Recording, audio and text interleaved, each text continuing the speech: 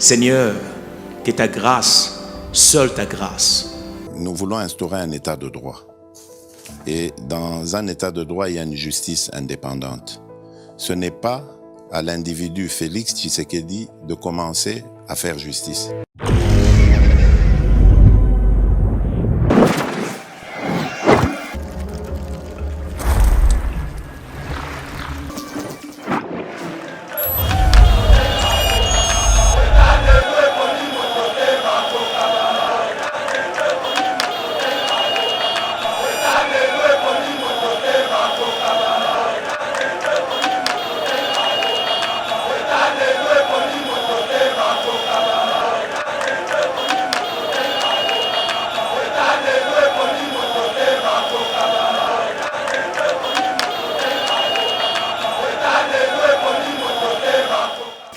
Bisa biso que mbongo ya solo ba 21 000 subasima nango eza wapi parce que sozo affirmer que bazora 21 000 et 21 000 dollars binisa ozo mona dégâts lokuta Martin Fayulu il est en train de prendre mbongo ba bazuaka a multiplier en fois 3 nyoso c'est pour faire quoi créer maintenant auto bengi climat ya méfiance entre ba peuple congolais na ba délégué na bango tozali ko être scandalisé débat mobimba pour na likabotali 21 000 dollars.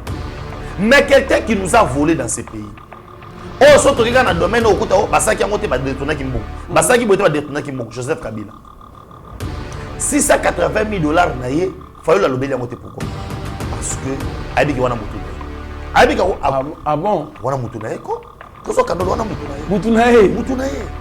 Ako bouger te. Kabila abomi miba abomi je Kamil mutu naie. Mutu naie. Ye mutu a télé na bantivaleur. Una te na antivaleur. Selon Martin Fayulu. Nano te na antivaleur. Fala bana Kabila si. Yozo na kanani Martin Fayulu kotima. Pour campagne kala mingi te. Et pour na mi ko chonga d'ordre du jour. Faut ça battre campagne ya kala mingi te. Élection za kala mingi te. Fayulu na pese là.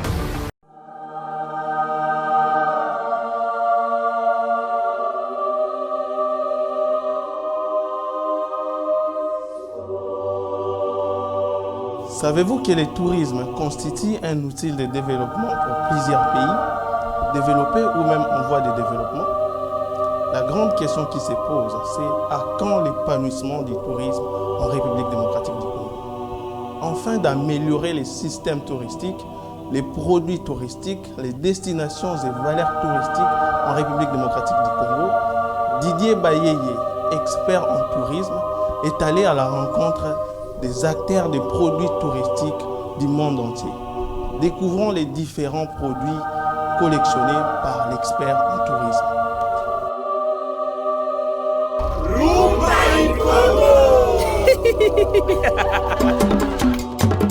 Nos services, conseils et accompagnement administratif et logistique pour les voyages, formation du personnel en tourisme et hôtellerie, consultation et coaching en tourisme. Pour vos vacances, déplacements professionnels, voyages d'études, installation à l'étranger, rapatriement médical, Global Travel Expert vous propose un accompagnement adapté à vos besoins. Pour tout contact, plus 243 82 60 48 350. Plus 243 82 60 48 350. Voyagez avec l'esprit libre avec Global Travel Expert.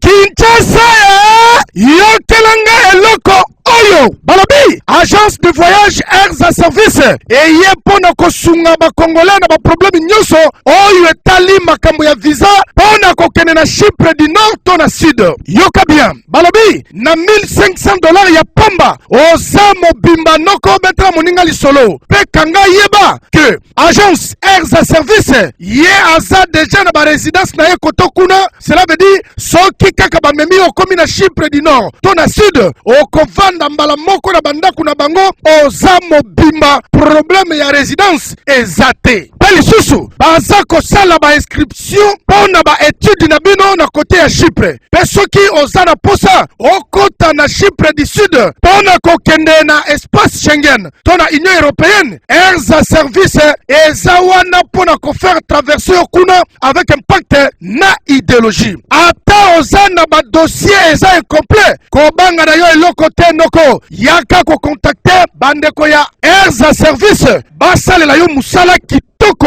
osepela okumisa nzambe na $1500 ya pamba. Yo mutu ba escroka yo na masolo ya visa to ya ba voyage komitungisa malisusu te solution yango yo. Erza service agence kitoko oyo eye pona ko résoudre masolo ya escroquerie ya ba agence ya voyage ebele. Avec Erza service oza mobimba yo kelanga eloko oyo toza Diana Mabele toza na Kinshasa. Donc toyeli makambo yango boti otala na ba video nde tozalaki na Chypre siko awa toza na kati ya kin contacter biso toza wana toye mobimba o baliaki ngambongo kuna o baliaki ngambongo boye Erza service yemo kuna kati ya kin esengeli boyebake monsieur Mike Zaya le jeune visionnaire ye azalaka deja kuna na Chypre noko na ngai otuni nga lisusu soki agence oyo ezomi wapi yoka bien soki okomi awa na commune ya Gombe avenue de la paix numéro 8 oza mobimba ya nyama to obengi bango kaka na ba numéro eza affiché awa Bonjour mesdames et messieurs, bienvenue dans notre émission Veille Patriotique. Alors esengo makasi ya okuta mino émission émission Veille Patriotique autopé sa mino information à l'économie scène politique congolaise. Tokolobela Bongo Mbosso Kodia qui annonce des sanctions contre les députés nationaux qui s'évertuent à affirmer les salaires de $21 000 sans les prouver. Nous allons aussi parler de Tshisekedi recommande aux nouveaux ambassadeurs congolais de chercher des investisseurs pour appuyer le développement de la République démocratique du Congo. Tokolo appelle sous Denis Kadima exclut toute hypothèse d'un glissement des élections. L'Obéda qui défend étudiant à l'université qui manguiste, il a affirmé que les élections auront bel et bien lié en 2023. Insécurité à l'Est. Le gouvernement sollicite un appui militaire et logistique des États-Unis. Nous allons aussi parler de la rentrée scolaire confirmée pour ce lundi. Tony Mwaba va donner le go à partir de Kinshasa. Alors, potokota mozindo yaba annonce na otiko tangela bino awa. Tuambeli bino mwana mboka Benjamin mwana suka. Pièce contre pièce l'actualité oyo akoma un peu rare mikolo par rapport à occupation moko azanango mais sinon il demeure toujours dans la grande famille Yeba TV mwana mboka Benjamin mwana suka mbote ndeko Traso Kandolo mbote na balani surtout ya Yeba TV oyo bazuli baku ya kolanda biso mokili mobimba. Je pense que bato ba yebi balona kabilanga ba yebi ke tokomi dana saison oyo il faut aux actifs na mamba bilanga po c'est bien boto beta politique mais to laisse pe Congo so moi ba absence so mon mingi c'est par rapport mikolo toza mingi na bilanga pour na rolandela ba misala ndenge zo salema po na septembre awa to bana rolona. Merci beaucoup mwana mboka Benjamin mwana suka. Heureux anniversaire à Docteur Mayele. En tout cas, Docteur Maëlle Yele Mawazali Bongo, notre coach, notre consultant, Moutoumounen a pesa biso orientation belé, conseil aussi, en tout cas, Bisiko Zalim, Botama et là, longue vie à vous, Docteur Maëlle, soyez prospère à tous égards. Mwana Mboka, Benjamin Mwana Souka, Mbosso alobi ba député tout obali ko pour koloba eti ba futamaka $21 000 sans les prouver ba cause la sanctionner buzz et ça makasi Martin Fayulu a ça qui sorti médiatique koloba eti ba député ba futamaka $21 000 et ali mbongo belé polémique et créama qui makasi balobi approuvé yango et pourtant ba fiche ya paiement et bimaki lobby un député touche $8 000 ba tu misusu ba kota toute hypothèse ya koloba que pourquoi Martin Fayulu $85 000 au Joseph Kabila a touchaka à lobeli yango te réaction na yoko na mboka Merci de Trésor Kandolo. Au moni balobaka suka likambo et leki bandeli. Au fur et à mesure toujours vendre na mboka na biso mon frère Trésor, il faut ebeloko moko nous découvrons nani azanani et nani asalaka nini. To nani azo sala pona objectif nini. Problème a ezali nini. Ole Martin Fayulu lelo ayebisa biso mbongo oyo ye aliaka pona ko voter kimbuta. Pona ko voter na kimbuta. Mbongo ya corruption oyo azwaka. Martin Fayulu la sala bilan ya mbongo ba pesaka ye pour sala campagne. Il se met à rouler makambo oyo eza yango te. L'objectif ezali ni nuire le pouvoir de Tshisekedi, dire aux gens que non Natango Tshisekedi, les gens touchent mbongo et belé ko le Natango Kabila et puis ko jouer un esprit à peuple. Ceux qui bazwaka $21,000, hier Martin Fayulu, 21 000 na ye et kendaka wapi. Pour y pas à député. Ah bah non, on a la modèle, on a 21 000 en yazwa. Pourquoi on a 21 000? Il devait brandir. Mais il y a Tina suppléant na yekuna. Mais ndeko Trésor Kandolo, eza kopte. Nana yebite ke lelo ba ministre oyo baza ba ministre, batika ba suppléant na bango, bazwa la Rwanda. Suppléant zanani. Aza muto yo délégué té parce que mise en disponibilité na yo, soit aux ba charge mususu, yo asa olia mbongo na yo moko. Hein? Yo asa ke Fayulu alia mbongo wana té. Il fallait pas tinda suppliant. Tu sais que dans ça là yango. O azali le chef de l'État. Atinda suppliant té. Ba mona ba puissance que non, ayaka na été basani, ba kata. Ba invalidé. Ba invalidé. Pourquoi mentir aux gens? Yo za na souci ya mboka. Tu peux dire quoi? Mbongo oyo ya salité ya moyibi to ya nini na kosimba na nga yango té. Otika ngote poani. C'est vouloir quelque chose et son contraire. Et maintenant quand vous êtes en train de parler de mensonges, ngai na moni ba fiche ebimi. Ndé député bazwaka une affaire il y a 14 millions de francs congolais équivalent à $7 000. Ce qu'on va yebisa biso que mbongo ya zolo ba 21 000 sous basement na ngweza wapi. Parce que sozo affirmer que bazwaka 21 000 francs et $21,000. Bimisa ozomona dégâts le kuta Martin Fayulu. Il est en train de prendre mbongo bazwaka à multiplier en x3. Nyoso c'est pour faire quoi? Créer maintenant auto bengi climat. Il y a méfiance entre ba peuple congolais na ba délégué na bango. C'est vrai les députés bazana droit ya conseil sur makambo belé boy na boy ko sa mibe ko tout consort. Mais Trésor Kandolo faut ebelo ko moko. On ne doit pas diaboliser les gens. Sur quel objectif? Les soi-disant ministres éclaircir le mususu. Tango ba député il y a une union sacrée dans l'organisation nango. O balobino tous les ministres bazakuna ba pesaka mwa mbongo mo quelque chose pour le fonctionnement de l'union sacrée. Et mbongo wana nde bazwaka $1,000. Babaki selaka auto ba député l'union sacrée. Ça n'a rien à voir na makambo ya Assemblée nationale, ça n'a rien à voir na caisse à l'État. Mais Martin Fayulu crée des histoires que non, ba député l'union sacrée, ba futaka bango susu $7,000 à part. Yuzumona na mboko yo mokonza mboka ye moko na conseil des ministres alobi que non et sengeli to ki ça craint de vie à l'institution ba kende ko futa député mo $21,000 yo la so ba futa député mo $21,000 ba sénateur ba vanda kimia so ba no futa député mo $21,000 mais héros yo ados ndombaz soki ndombaz alinga bisango te ye moko Martin Fayulu suppléant na ye o ya zo ka mbongo alinga bisango te. Mais quand aujourd'hui, tous analogiques, tous allez être scandalisés, débat mobimba, pour n'aller qu'à $21,000. Mais quelqu'un qui nous a volé dans ce pays, oh, surtout dans le domaine où on a détourné Kimbong, Joseph Kabila. $680,000 naïe, il faut le monter pourquoi? Parce que Aïbi qui wana mutunaïe. Aïbi qui ah bon? Wana mutunaïe quoi? Trésor Kandolo wana mutunaïe. Mutunaïe. Ako bouger. Kabila bomi miba bomi jekamil mutunaïe. Mutunaïe. Ye muto hôtel mais na antivaleur. Una te na antivaleur. Selon Martin Fayulu. Nana te na antivaleur. Fala bana Kabila. Yozo na kanani Martin Fayulu kotema. Pour campagne kala mingité. Et pour na mi ko chonga d'ordre du jour. Faut sabatu campagne ya kala mingité. Élection za kala mingité. Fayulu na pese l'art. Accuse jamais quoi attaquer Kabila. Jamais. Yozo mate bato bakota zokende. Ba matata mponyo. Ay ba liene ba matata mponyo. Alo kote la rezali. Abike matata mponyo nenga sa boliko deza.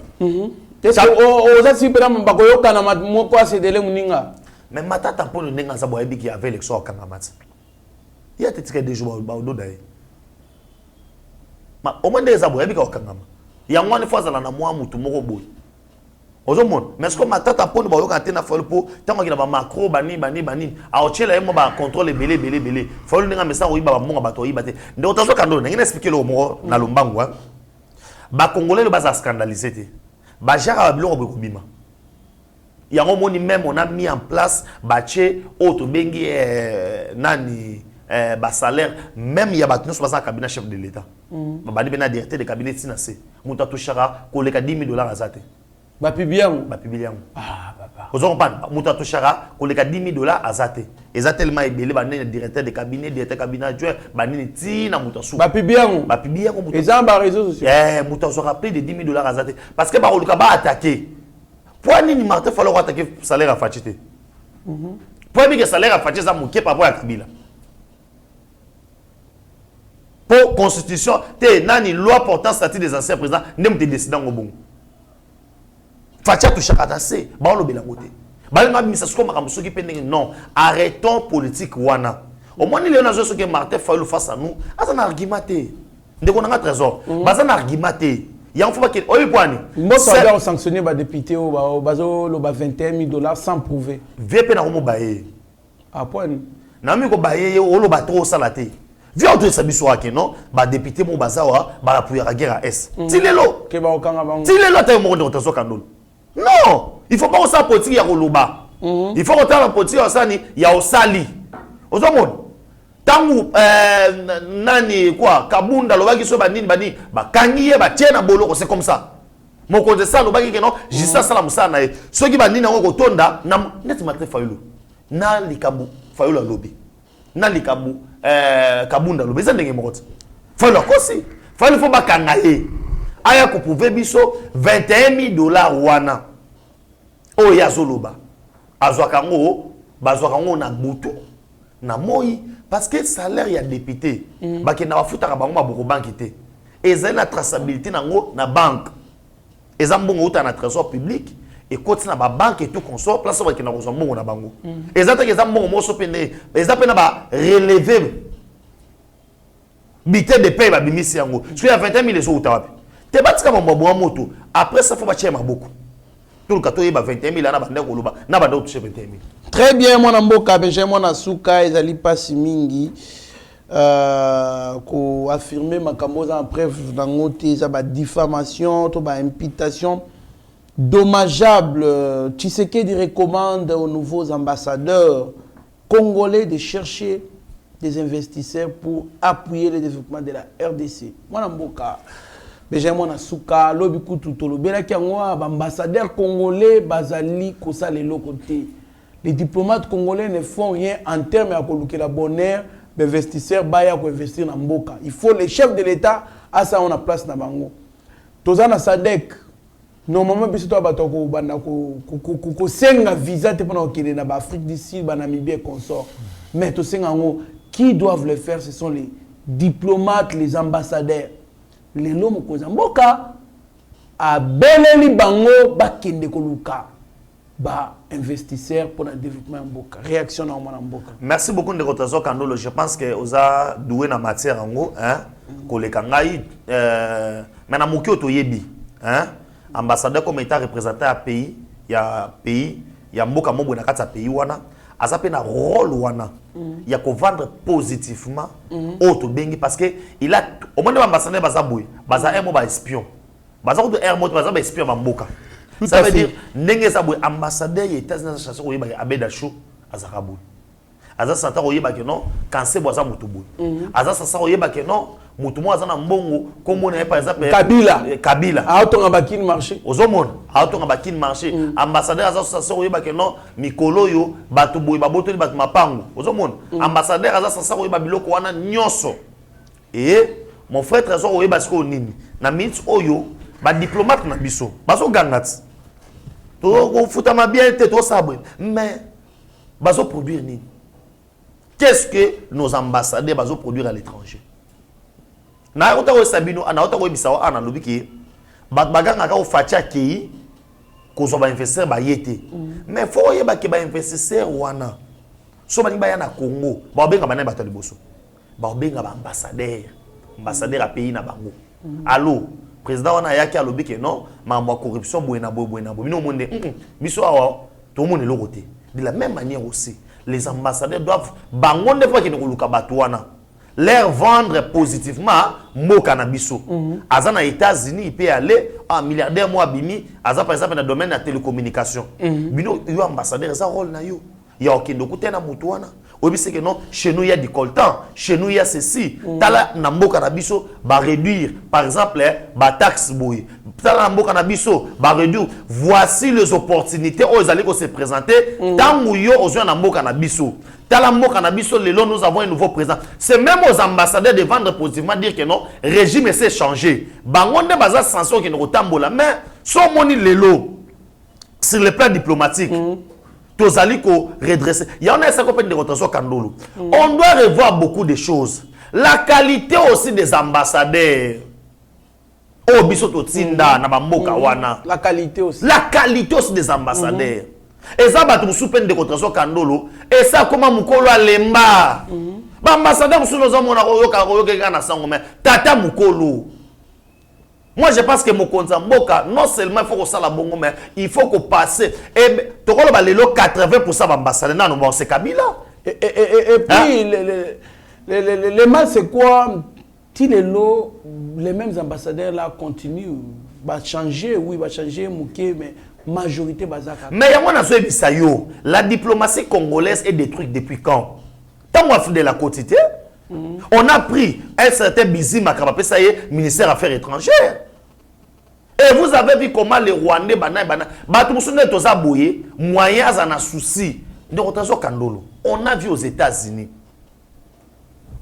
Batouti, banani ko revendiquer boy. Balobi 80% batouana baye na poto, na identité ba congolais. Oh, ce que ba congolais sont mais oh nani rabaku rabasirat.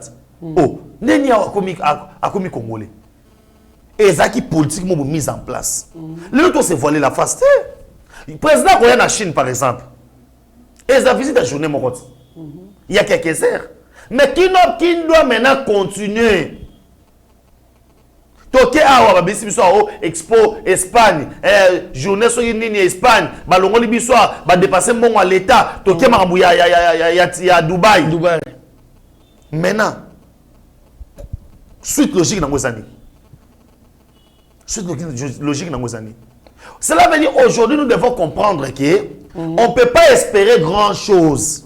Ce qui moko na moko sa musa na yete. Yaya ba mikolo mususu ba lembi batike la ba gêne. Ozomon batike ba gêne. Au moins ndeto zali boye ndeko tozo kando le foko le confataka pe domaine o tangeli. Kando ndenga za boso le loke non facho no mi ambassadeur. Et ça marche mususu. Parce que on a une vision, il y a Congo ndenge mususu. Parce qu'un ambassadeur, il doit d'abord comprendre des visions Mokonzamboka pour nous vendre yango libanda. Si on a des ambassadeurs oyo basali incapables. Ozomon. Ceux qui te dobit to tchaka téléphone ouvert lelo. To bandaka to chatobi, bo pesa biso rapport ya ambassadeur. Ndekotozo kandolo oyo kana mawa. Eza ambassadeur musuku ndenga za boye Attends nombre de Congolais au baza place boye bangote. Ayi bangote. Et ça ambassadeur so banda comme ambassadeur, ou on a qu'on a étranger parce qu'il y a aussi des Congolais qui ont d'argent à l'extérieur du pays qui ont le to kubinga bango. Les lots même si tu perdre ba joueur mususu, ba ko perdre ba nationalité na baba qui robeta ba pays mususu. C'est le rôle des ambassadeurs qui peuvent aussi okenda ko kutana kana batu wana. Au moins les lots oyo sont déjà mutoza na mbongo na ye. Fachi l'a fait. Kozolo ba mettre Gims wana. Kozolo sa ba ke ba congolais, ko pesa ba passeport ko sabu. C'est vendre positivement l'image de la République démocratique du Congo. Tout à fait. Parce que mettre Gims akolo ba lelo ke non na otonga studio. Na otonga salle mo ba munene. Mettre Gims pe ko ba na ko ya mingi na Congo et koko tinda pe star mo ba munene Maître Gims, le baga Congo, et Zarandé, on a peine à obéir concert. Et Fungo, tant que j'ai obéir concert, à la peine public, automatiquement, bon, la Congo Côte-Sila. Tourisme. Tourisme Côte-Sila. Jusque-là, et là, on va ce matin dans le domaine touristique, l'objet de cette émission a dit, donc, En tout cas, ils ont passé. Il y a toute une émission pour vendre la tourisme très très bien. Tourisme vraiment toujours c'est rappelé que non makambo qui est excellence modéro timba. Na bi ko zali parmi ba warrior ba samsa kitoko to bunaka. Te azo samsa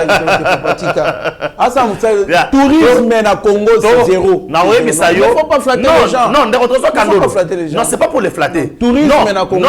Non. Il faut pas dire ça. On doit comprendre quelque chose. Maintenant quel est le budget où l'État congolais il met en place, il y aura des bisayo. Zana lo banano, na lo biselo. Soza conseiller na ye, soza chargé de communication na ye, je vous dis que tourisme na Congo c'est zéro. Il ne fait absolument rien. Yoka. Il ne fait absolument rien. Non, quand on dit il doit améliorer, c'est pour qu'il améliore. Moi aussi j'ai dit. Oui. Moi je ne mérite pas. Il doit améliorer. Je ne dis pas qu'il y a 10. Ouais. Aux hommes, je dis les pays. Nazo ngana bisao boui. Le plus grand problème aujourd'hui. Le budget, ça a été même bon à cause de tout oyo ba fi ba critique chef de l'état ba bibi kapinga ba député ba journaliste un peu perdre consort comme mabango na Espagne ezali mais il y a projet pour na mboka ezate. Non, arrêtez. Non. Arrêtez revenons au mouton. S'il vous plaît. Il faut na longole loko. Ah mon frère. Oza conseiller na chargé de communication. Non. Ce qui oza casquette. Ezali éveil patriotique. Non. Mon frère, ça oza casquette wana ça va. Non, moi je suis communicateur, analyste politique. Communicateur, il y a ministre à tourisme. Allez-y. Je ne suis pas communicateur, il y a ministre à tourisme. Mais ça communicateur na été. Na cabinet na été et mais nazolo makamu ndenge zaleli. Aujourd'hui nous voulons que makamu ekende liboso. S'il y a un plan on va remettre en place, il faut yebake na kati ya gouvernement il y a ce qu'on appelle ba auto bengi makamu za priorité. Peut-être il y a quelque chose déjà où c'est la magie. Quand on se va remettre journaliste là moi je suis pas d'accord que quelqu'un qui est en train de critiquer le chef de l'État, tu vas même attaquer pour nachi la linguette que Moutaro ça critiquer le chef de l'État, yoko quoi mais tout est n'a pas moyen pour critiquer le chef de l'État. Mais ça concerne il y a tourisme dans mon abisso, il y a des améliorations mais n'a ne comme n'a pas tant comme quoi. Oh, tu as comme quoi? Comme quoi?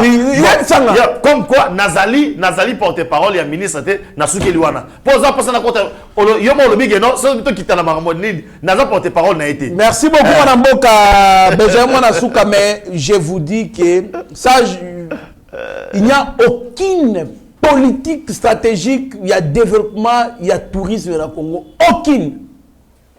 Zéro.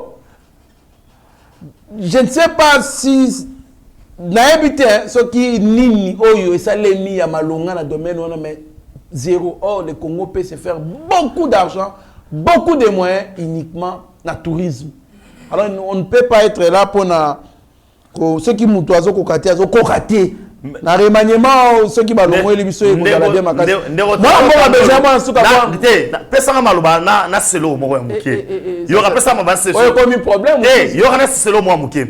En tout cas, je serais très content de remaniement. Quand vous parlez domaine touristique, vous savez que ça des liens na auto bengi ba infrastructure. Entre autres ba aéroport, entre autres ba hôtel, entre autres banzela, entre autres aussi aspect sécuritaire. Oui, cher communicateur, il y a ministère, il y a tourisme. Je suis non, quand ça la casquette. Mais oui. Quand ça la casquette sur na lobby boy. Quand nous parlons, ça très bien au revoir. Aujourd'hui, biso après aujourd'hui Algérie, aujourd'hui Tunisie, aujourd'hui Égypte, aujourd'hui Afrique du Sud. Tous allez parmi les pays oyo eza minene. Mais sur hôtel ton abisso, il y a infrastructure sur le plan routier. Et Zali sur Nigeria, pardon, le premier c'est Algérie, au moins à 86%. Deuxième est Zali Nigeria, au hasard à 75%. Mais le Congo en termes des infrastructures routières, il y a un Kabila Zonga. Nous avons que 8%. 8% sur les 100%. Ça veut dire Congo les lo oyo, hein? Au lieu que toi qui est dans la tourisme, tout ça la bouille, tous habités, n'a voix qu'à moko y a avion. Oh, on a joué sur les autres. Si même on commence à annuler d'autres. Mon frère, Coco Mamba Congo est un avion. On a réhabité beaucoup de choses. Kolo s'il vous plaît. Kolo Kananga. Coco Mamouene Ditu. Coco Makatanga. Na train. On a train. Train ezali. On a train à rail. Et tambola combien de temps? Ah, et tambola. Mon frère. Il n'y a pas. Mon frère. Il n'y a pas. 2000 tonnes, s'il vous plaît, 2000 tonnes. Il y a Massangu, il y a Kanyamaka, c'est comme une Akasa. Et par quel moyen? Tu vas dire quelqu'un. Révérend le mouton. Je vais vous montrer que ce ministère-là est foutu. Non, non. Ça veut dire que ce ministère-là est foutu, ça n'engage que vous. Oui. Ministre Azobunda Nabunda. Azobunda Nabazali. Maman Gisèle Ndaya. Non. Oui, moi je vous dis, Bunda, Bazomonana, F Bazaï Bamassou, Bazobundana. Moi je n'ai pas les droits pour tout dans ma question. Papa, Ebele, je vous dis. Ok. Mon frère, je vous dis, il faut encourager ceux qui font des efforts. Il faut les encourager. On doit encourager tout le monde. Oui. Non! Tout le monde. Mon frère, délai, ça a déjà dépassé à encourager. Non, dans les 100 premiers jours, on peut comprendre que Bonabou, mais dépassé. Il a doté na ICSN, Mamituka. Il a doté Boye. Le jardin botanique est réhabilité. Moi, j'étais là-bas. Mais ça réhabilité. Réhabilité en quoi? Au moins, c'est quoi? Parc Nani Yansele. Bazo réhabilité. Non, non. Zo est réhabilité en quoi? Dans le Biboye. J'étais là, il n'y a pas un mois. On dit qu'il n'y a pas un mois. Il n'y a pas un mois. Mais réhabilitation, on appelle lobby. Merci, merci cher communicateur. Je ne suis pas communicateur, mais je suis un analyste. On a analysé normalement. Merci beaucoup, on a analysé normalement, mais moi, j'étais moi-même, moi aussi là, s'il vous plaît, s'il vous plaît. C'est moi qui vous donne la parole. J'étais là, dans le jardin botanique. J'ai fait mon mariage civil dans le jardin botanique. J'ai des preuves à l'appui. Mon mariage civil était au jardin botanique. Naï, après mon mariage, après quelques mois, j'étais aux eaux. Il n'y a rien. Tout est foutu. Il n'y a rien. Mais non, il faut pas non. S'il vous plaît, il faut rectifier. C'est mon droit de retourner. Moi, j'ai pas venu où on a pas de bon. Ça va, allez-y. Non, tant il n'y a rien. 2 semaines passées autour aux anazotes qui au moins azo bakanga batol bazo sala banyamanya surtout bakenda kingakati. C'est quoi avec cette politique des choses qu'on commence mais qu'on n'achève pas? Oh aïza ba cheba batol mais qu'on cheba batol ne la kisi ke balinga ba mais pas banda déjà. Il n'y a rien là-bas, il n'y a rien là-bas mon frère. Rassurez-vous, il n'y a rien là-bas. Dans ces ministères là, il n'y a rien. Tout est foutu. Na caméra. Le problème est que caméra. Oui, on a eu des gens, j'ai côtoyé des gens, experts en tourisme, ils posent toujours un seul problème. Tant que vous pas na PC maele, ils manipulé dans les ministères, c'est lui qui gère les ministères. Il y a déjà mingi kolekana batoyo bakolo domaine. Donc il donne plus l'État à lui-même, il parle trop par rapport à expert au bazoya. Il doit écouter aussi des gens qui viennent des experts pour l'avancement et en cannabis. Merci beaucoup. Bon, voilà Mboka Béja, moi la référent au mouton. Voilà moi Mboka Béja, moi je disais un ambassadeur a 4 rôles qu'il doit jouer à l'étranger. D'abord, c'est représenter son pays. C'est-à-dire que les pays, pour éviter que son pays soit absent dans Makambo et Malibanda, parce que nous sommes en train de vivre dans l'interdépendance. Il faut toujours être en collaboration avec d'autres États. Représenter, c'est-à-dire que tu dois être présent là où on parle du monde, du système international. Pour moi, l'absent, il y a aussi, le deuxième rôle, c'est d'informer son pays. Ce qu'il apprend, ce qu'il comprend là-bas, il doit informer son pays. Troisième rôle, les amis, c'est défendre son pays, mais aussi défendre les ressortissants de son pays, là, à l'étranger. Les Congolais vivant en France, ils doivent être défendus, ils doivent être protégés par l'ambassadeur. Il y a aussi négocier des places aux alliés. Quand on parle de négocier en faveur de son pays, on peut signer un contrat avec un investisseur. En tant que représentant du pays, à signer un contrat et il y a un contrat pour le bonheur et Mboka. négocier. Na point négociation de Kotazo Kandolo, Oui. et l'homme est matingaï. Il y a des Congolais au monde, Benjamin, toi qui n'a qu'une, compagnie qui bisoté. Oui, pour l'année. Parce que, baso sentir tes capacité, Attachement. soutien. Il y a, normalement, il devait passer par nos ambassadeurs. Ambassadeurs, il y a et pas chef de l'État. Au monde, mon copain de rotation Kandolo, tout fan d'appel tout l'oba, ambassadeur na sous bayar na bango université pour ambassadeur maman na map ya bato ba cop. Il y a 10%, il y a voilà. Passeport, mariage civil, voilà, document. document. Au monde, et puis l'homme na le ministère des Affaires étrangères. De moi lobby, on a limité le ministère des Affaires étrangères na biso, ne loka moko, to un passeport. On a un ministère d'imprimation ya ba passeport. Bazo senti maintenant impact té. Osomona. Oh, et là comme ça ngazani. La plupart à bateau azakuna de rotation kando sont des diplomates à formation. Est-ce que les 4 principaux va y bien voter? Ils savent ça. Pour le bako ko revient ko le baté, il y a un ngina biso que non, on n'a pas donné bateau azaba patriotes charge wana. Osomona. Et moi to vanda so sala ba discussion na ndeko na ngaya to sika boye na boye. Moi ça maintenant non, moi na maza maintenant so Congo bonga. Maintenant bateau so ne baza boye. Il faut pas qu'on t'a l'aspect wana. Boti na mutu ambassadeur, mutu alinga Congo te. Boti na ambassadeur na ko Libana yosani. Awe ba makamwa na te. Est-ce qu'il faut défendre ba ressources na biso? Ba ko tumba ba Congolais na mboka boy. Congolais ba ko beta ye. Yeza kutukuna ambassade zaka ya kokanga. Azaku nata u ya ko yambadi te. Mutu so sa pena information nga basala Congo mabe akoki mambangu aya ko signaler bino ke no bokeba eloko boy. Ye azaku yamba kutu te. Obi ke bato sunde baza ko bafana bamboka ko ata ko ambassadeur ya biete. Akoyambe kutu. Ozomona siko niveau. Avec tout ça, il y a un ambassadeur qui est à Kenané, aux États-Unis. Ambassadeur va accréditer Libanda pour représenter Mboka, mais il y a Vandaka. Les États-Unis. Mais voilà, c'est grave, négociation Kandolo. C'est grave, mon frère. C'est grave, Biloko wana. Au moins qu'avec tout ça, ce qu'on a battu sur Bassani, Bilé ça pas chef de l'État.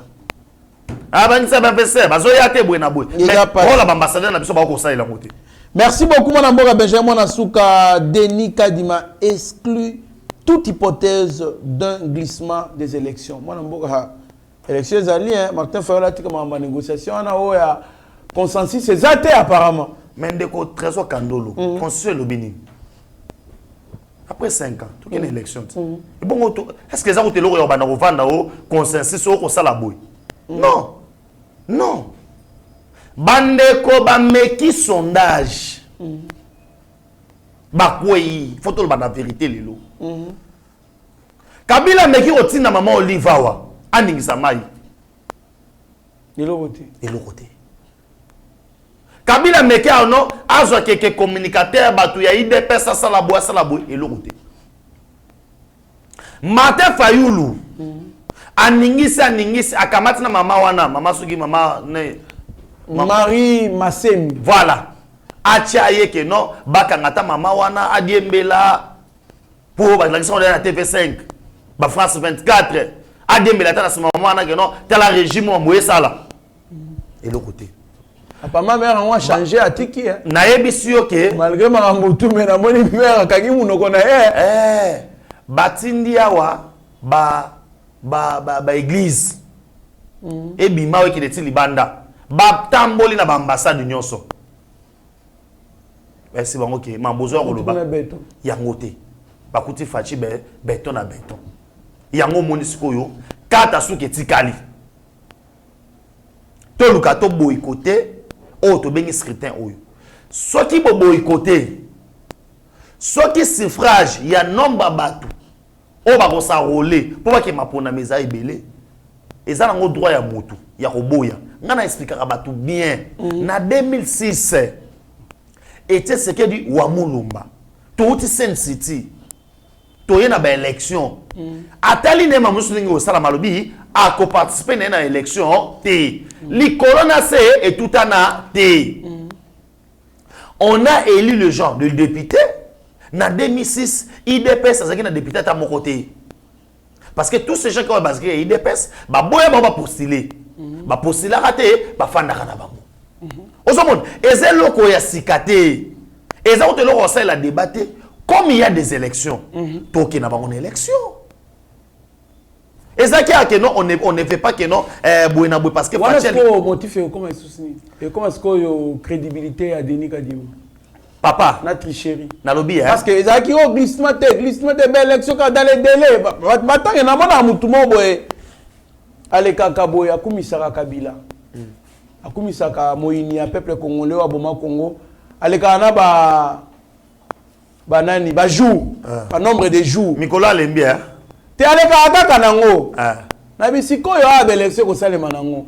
Mais avec quelle base? Président na yeo ya soutenir Joseph Kabila pour gagner l'élection. Ndérotation Kandolo. Est-ce que vous avez senti toutes ces réalisations? Vous avez senti les langage du chef de l'État par rapport à l'opposition? Abi l'opposition est trop faible. Mais c'est ça. Apparemment tu analyses puis apparemment qu'on cité aucune activité de grandes envergures et Salemi na néo yo qui opposition est paralysé à Congo. Non, en termes même, au moins, quand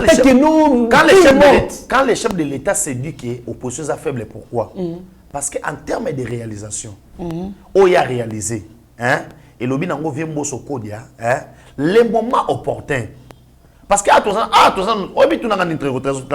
nous avons un projet 55 territoires dans la Mesa. Nous avons il y a quoi? Aux zones où ils ont continué au Salima. Les moments opportuns, l'opposition est faible. Pourquoi? Parce qu'en face de l'opposition, nous avons les gens qui ont dirigé. Tant que comme en 2023, nous allons brandir Makambo Biso to Salina 5 ans à Biso et te opposer à Bango. Na Makambo on va sala pendant 18 ans à Bango. Et en face, nazomona te elokonia oya batu ya Kabila, to batu oyo bakolanda falu bakoloba. Parce que ces gens-là, ils ont eu déjà le temps, il y a qu'au diriger Mboka oyo, bafoudre eloko mokote, ils n'ont fait absolument rien dans ce pays. Ils n'ont pas de leçons, ya kopesa biso ya ngomoni, tant on est mis à chaki monoko oloba ke non, vous avez détruit obiso to salaki, peuple gagné le or, bo salaki nini, ba détruire nini.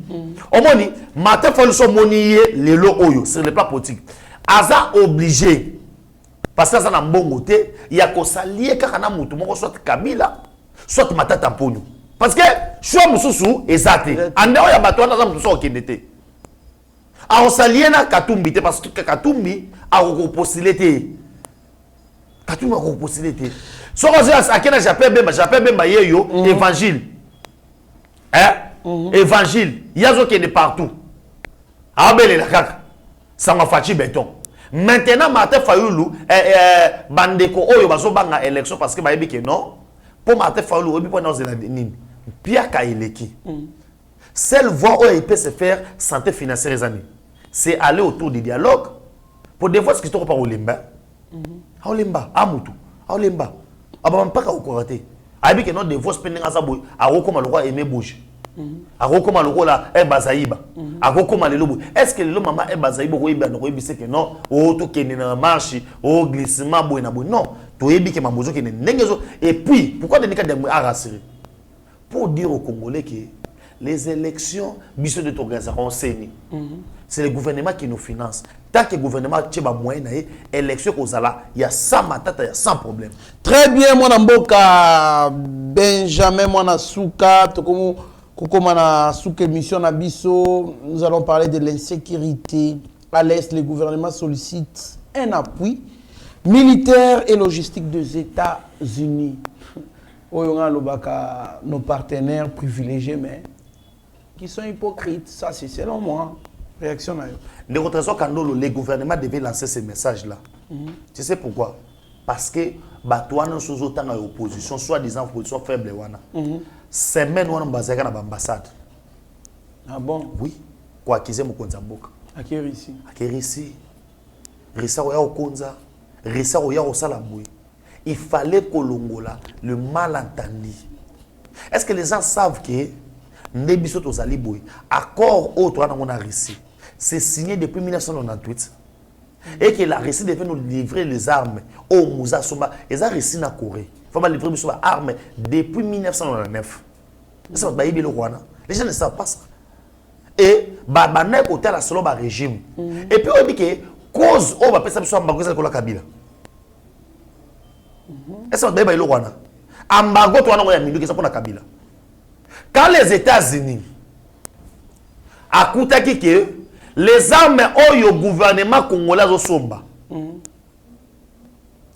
baba ne retrouver on a boko ya ba rebelle oh ne ba lobi que non ndenge nini ba arme oyo eza certifié na komba gouvernement mais ezo qui ne se retrouver et pas ba rebelle ndenge nini c'est comme ça que mon frère Trésor Kandolo ne gouvernement zoka de ndenge bazo ba décision pour na ko lancer ba sanction to na ngotililo mais aujourd'hui ces mêmes gens là ba komisi makambo yo ono azolinga ke ni ko salier na Russie Russie boy mais mon frère la RDC a voté contre la Russie. Fati a outuko solana président Ukraine. Fati, secrétaire d'État américain et AO. Oui, pour aller pour ani. Le collab d'intamité à Mabé. On nous empêche à exploiter pétrole. Tout le bagango atteint. Tantôt que non, à partenariat pour nani Guinée. Oh, Guinée équatoriale, oh, ça pétrole et bilan. Guinée équatoriale, oui. Bapanza qui monde entier wat ba qui ne bazo ba mais lelo Guinée ils ont parmi les pays africains les plus stables. Pourquoi ils ont exploité leur pétrole. Mais nous les États maman photo on est aux effets patriotiques. Bazo empêcher biso lelo to exploiter pétrole pourquoi. Ceux qui battent on va congolais à solo. Ceux qui fâchent qui sont minduki. À ces partenariats là ici, to chaka quelque chose minduki, à somi minduki. Pour y na Congo, to bundisa ba Rwandais, o bazo bundisa moka na biso. Yo Congo la so yo so poani. Batu moko boye, bazo ba beta papa na bino Trésor Kandolo. Ya na bino Ali Kandolo alobino na ke kosoma machette. Pona oya komekale yo kota na ndako atungisa papa, soki to sokisa ye. Yo Kandolo Sidiki. Omo ki ofunda na la police. O ndeko na soki kosoma machette. Pour battement soit attaquer biso maintenant et ça ka légitime défense. Comment va congolais ngana otu na beno za congolais à solo. Okoyaka mutema pasi ya nini ce Congo so minduki. Le Congo n'a pas vocation que nous ba payer ba bitumba. Congo to agresse ba payer ba touté. Toi na no ba bantu peuple bo boye to mesa na biso kimia, to ngalo ba troubleté. Mais comment aujourd'hui maintenant ils veulent faire quoi? Qu'on discréditer chef de l'État par rapport ya ngomo konzamboka. Na sagesse nzamba pesa nzamba pa mola pesa zali ne facha lobi non États-Unis olo ba pe mingi asengi yesikoyo officiellement que pesa biso minduki logistique moyen logistique et biso na militaire ba ba bunde la biso très bien mwana mboka Benjamin mwana suka oyo na otanga kaka les gens ça commentaire moké puis on clôture l'émission. Lutte contre les fictifs à la fonction publique. Grâce à l'opération d'identification en cours, le nombre de fonctionnaires à Kinshasa est passé de 450 000 fonctionnaires à 73 000 fonctionnaires seulement, soit plus de 380 000 fictifs. Le vice-premier ministre de la fonction publique, Jean-Pierre Liao. Ah! Bokoyo. 380 000 mbongo salaire ya ba fonctionnaire. Et donc il n'a pas poche à battre. Banani sikoyo bazai koza bango. Il faut toyer babatu wana. 380 000 fictifs. Donc, ba matricule oyo ba foute la mbongo chaque mois et pas à l'État congolais.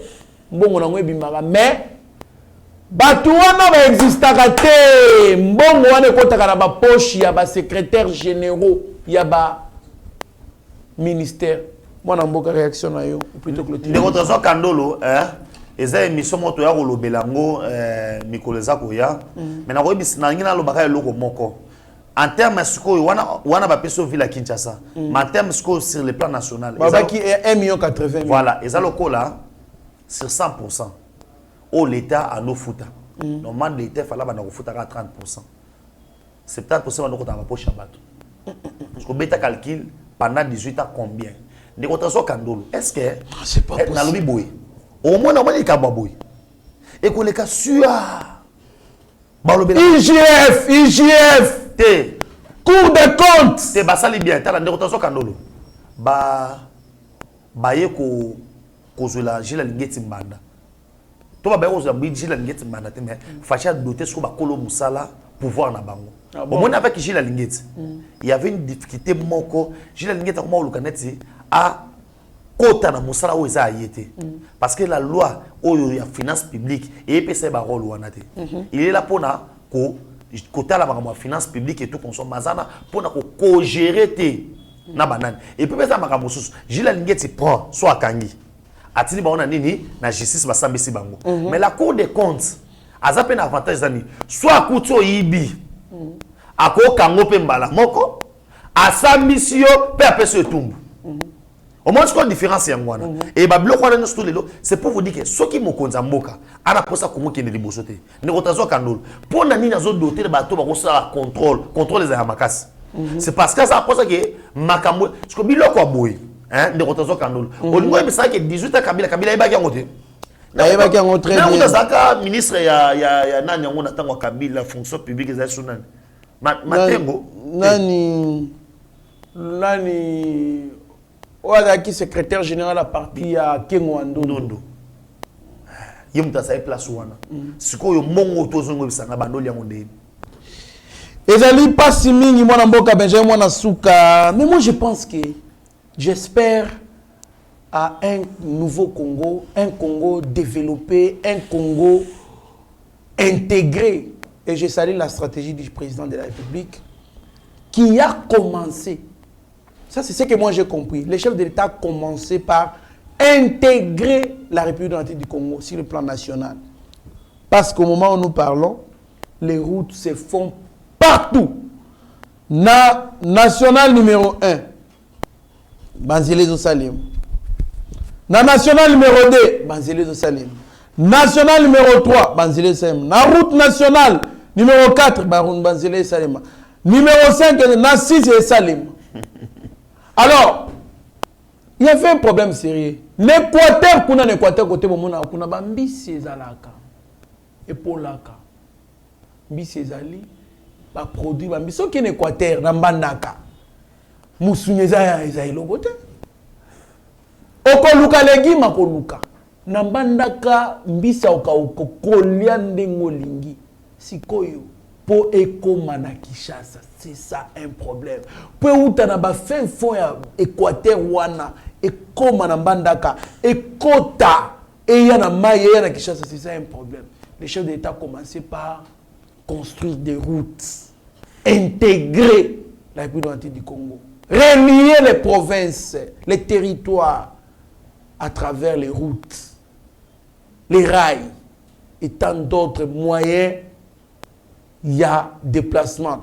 Bah, on construire aéroport na Mbujimai, aéroport na Kananga, aéroport na Kisangani. Tout ça, c'est une façon de désenclaver la République démocratique du Congo. Comme ça, les sociales en termes de colia, c'est une petite chose qu'on peut régler dans moins de 4 mois. Parce que nous avons une terre fertile, très fertile d'ailleurs. Nous avons 80 millions de terres arables. Ce qui est l'industrie agroalimentaire et minière dans toutes les provinces. 3 mois, Ezebele, Tokonyata, Masangu, Lokola, Bakayas. Moi, je suis Benjamin Nasuka. Tu as la caméra.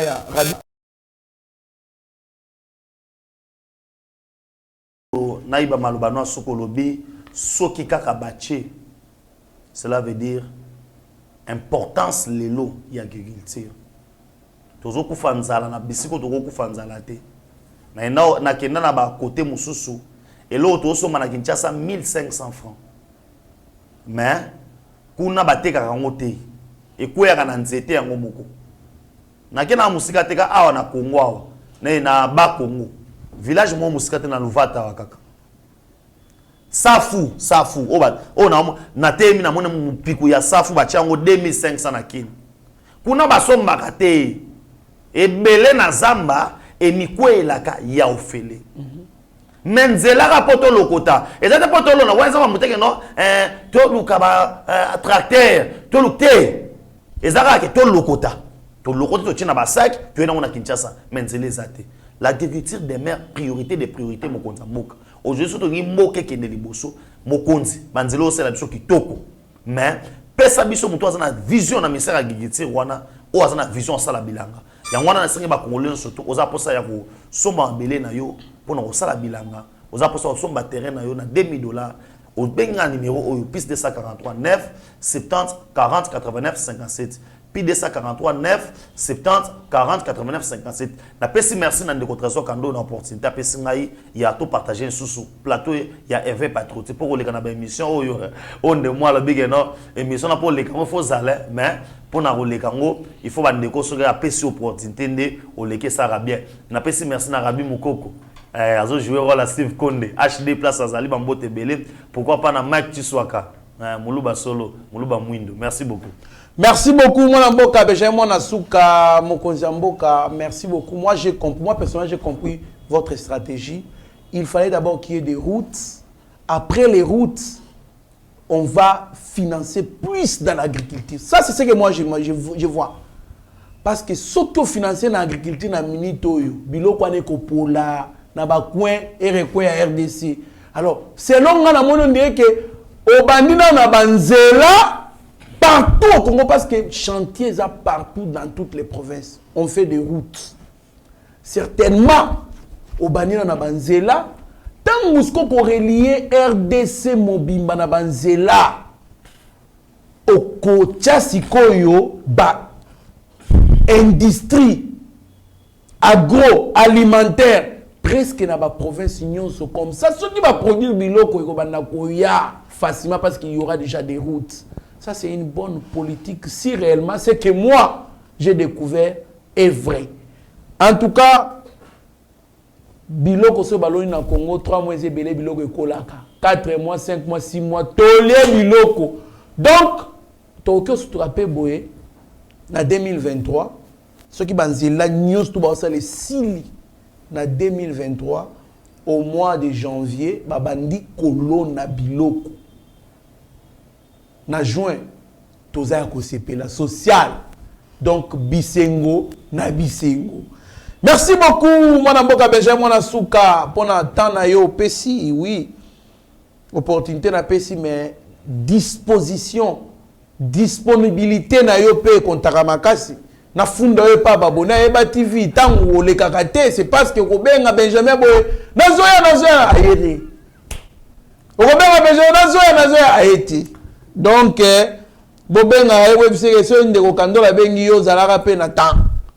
merci beaucoup, Narabi Mokoko, qui assume presque tout, c'est ce qu'on n'est pas Mike Chiswaka. Restez branchés sur notre chaîne, vous ne serez en aucun cas déçus. Mieux vaut être maître de son silence que plutôt esclave de ses propres mots. Merci. Collègue, Tala, Nyonso ezalaka théâtre te. Merci. Seigneur, que ta grâce, seule ta grâce. Nous voulons instaurer un état de droit. Et dans un état de droit, il y a une justice indépendante. Ce n'est pas à l'individu Félix Tshisekedi de commencer à faire justice.